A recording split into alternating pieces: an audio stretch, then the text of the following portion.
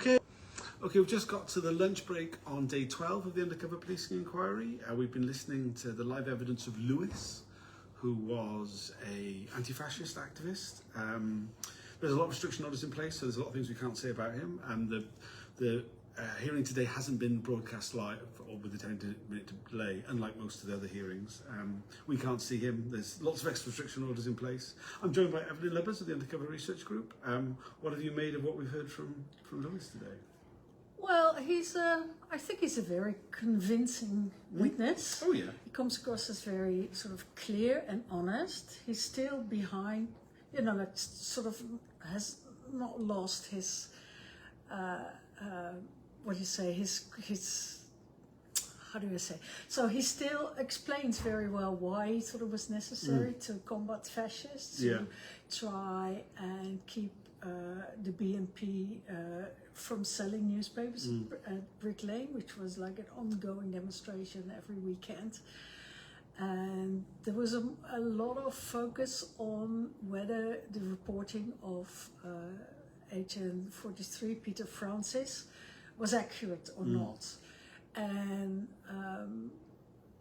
well, he doesn't suffer from memory loss, as lots of other people do in this inquiry, but he does say that, which is true, that your memories of so many years ago and so many similar actions that at demos you were on kind of merge together. So sometimes it's a bit difficult to remember what happened when, and that is even further complicated by the fact that both the reports of Peter Francis and another spy cop who Trevor Morris, in their reports, some of it is correct and other things are totally nonsense. So I mean, just go into that. We saw the reports of Peter Francis. Actually, we saw also his witness statement. In that, he listed all the groups that he was targeted to infiltrate. Also, the family justice campaigns he was targeted to infiltrate. He then. Lewis said that he was involved in the campaign for Shah Alam, who was a student at Kingsway College, had been stabbed. And then we saw in Peter Francis' witness statement that he talked about the death of Shah Alam. And Lewis was like, well, this shows how little he knew about it. Yeah, because Shah Alam was very much alive and well. He was like a friend of his. He was stabbed. He was in hospital for quite a period of time. But I mean, the fact that Peter Francis is saying that he died just shows the complete lack of knowledge. Yeah, that was, I find that very embarrassing to hear. So it kind of shows how inaccurate his reporting was, and it tells you that other things he reported about, fights and violence. Well, this was the other thing. Yeah. So, I mean, there was a lot of stuff there apparently that he had witnessed Lewis provoking violence, instigating violence, had led the charge against the police at Welling. We spent a lot of the last hour or so looking at the October 1983 demonstration against the BNP bookshop in Welling. We've been through this so many times at the inquiry. I mean, a lot of the stuff to do with Trevor Morris's evidence and the witnesses, certainly witnesses around them as well, looking at this one demonstration in so much detail. And we're back there again. Of course, it was one of the most it was an iconic demonstration. It was, Lewis was also asked whether it was a defeat because they didn't get through to the BNP bookshop. Yeah, this was the language. And he explained that, the goal had been to march past it, and the more people would march along it, maybe it would make the government shut down the bookshop. I wasn't convinced by that at all. But the police was set up in a way that they were not able to march at all. And we've seen some footage of an ITN clip, ITN clip, where you see that there was like a bit of shuffling back and fro because the stewards, as you was explained, joined arms to resist being pushed and to resist the police moving them down. And from behind them, sticks were thrown, but that doesn't, that was not, he was a steward. He was asked to explain what stewarding was. It's policing the demonstration and making sure that nothing happens and talking to the police in advance, and that was always very friendly. But if you see the footage of that particular moment, you see riot police breaking from their own ranks, their own sort of, what do you call it? The police lines. Yeah. The police lines, running forward, totally unprotected, into the mass, and then trying to break the people that have their arm joined, but they make themselves totally unprotected. So after having been sort of held in place and blocked, the march being blocked, and then police running into your demonstrations, hitting, and it was like, from a police perspective, it was so totally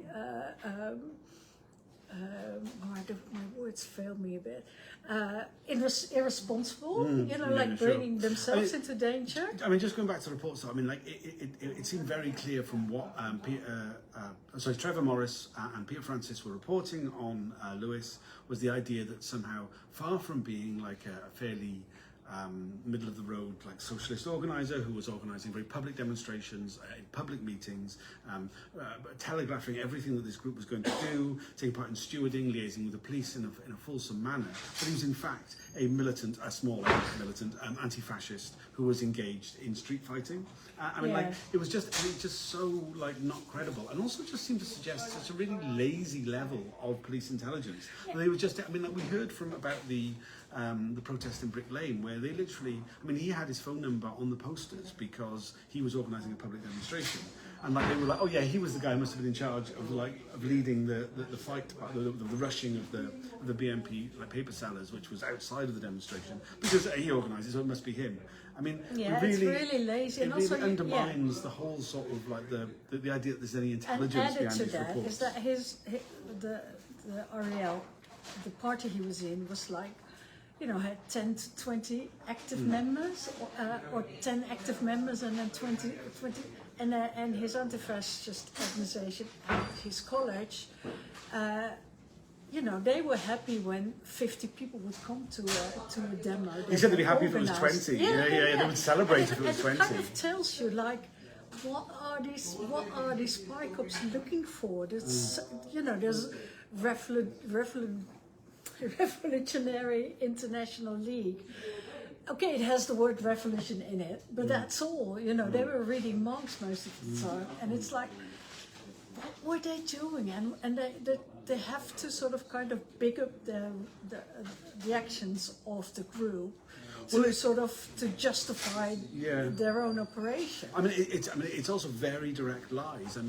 Peter Francis claims that he personally witnessed Lewis instigating violence at the BNP demonstration in Welling. It's very direct, very much like provable, like just not true. No.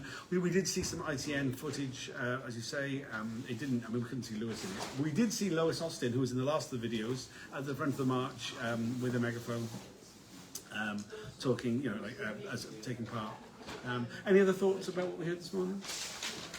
Well, I'm curious to what more we will hear, and I think it's a very effective way. Like, I'm very glad that he is still still behind his actions from those days and very willing to explain them, which kind of exposes the reporting that has been done by not only Peter Francis but also Trevor Morris. Well, it kind of underlines what we've seen in many other witness statements and hearings, and I hope there'll be more of it. Yep. We'll be back this afternoon. There's another session of questions. I'm not sure how much longer it'll be going on for. I'll do a video in the breaks then. We'll also be doing a Twitter Spaces this evening, so if you're able to join, please do. Well, you may have noticed we no longer have a microphone. My laptop died. I do need a new one. Hopefully I'll get one fairly soon, but at the moment we're just using the phone. Hopefully the sound's okay. If anybody's got any feedback on how the videos are coming across. I think the camera is actually a better quality on the phone, but who knows. But yeah, hopefully the sound's okay. Let us know. Cheers.